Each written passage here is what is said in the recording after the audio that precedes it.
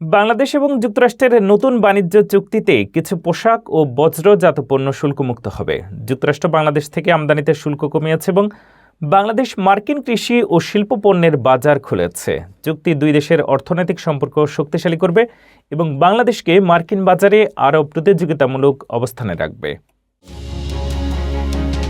বাংলাদেশ এবং যুক্তরাষ্ট্রের মধ্যে নতুন বাণিজ্য চুক্তি ঘোষিত হয়েছে, যার আওতায় কিছু পোশাক ও বস্ত্রজাত পণ্য যা মার্কিন তৈরি কাঁচামাল ব্যবহার করে তৈরি মুক্ত শুল্কে আমেরিকায় প্রবেশ করতে পারবে। সোমবার প্রকাশিত চুক্তির অংশ হিসেবে যুক্তরাষ্ট্র বাংলাদেশ থেকে আমদানি করা পণ্যের শুল্ক হার 20% থেকে 19% কমিয়েছে এবং বাংলাদেশ মার্কিন পণ্যগুলোর বাজার সম্প্রসারণের সুযোগ দিতে সম্মত হয়েছে।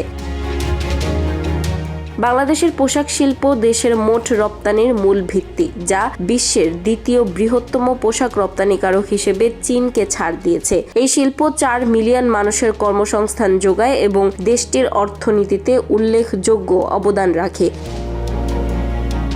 চুক্তির মাধ্যমে যুক্তরাষ্ট্র বাংলাদেশ থেকে আমদানিকৃত পোশাক ও বস্ত্রজাত পণ্যগুলোর মধ্যে কিছু শুল্ক মুক্ত করবে, বিশেষত মার্কিন কটন ও কৃত্রিম ফাইবার দিয়ে তৈরি পণ্য।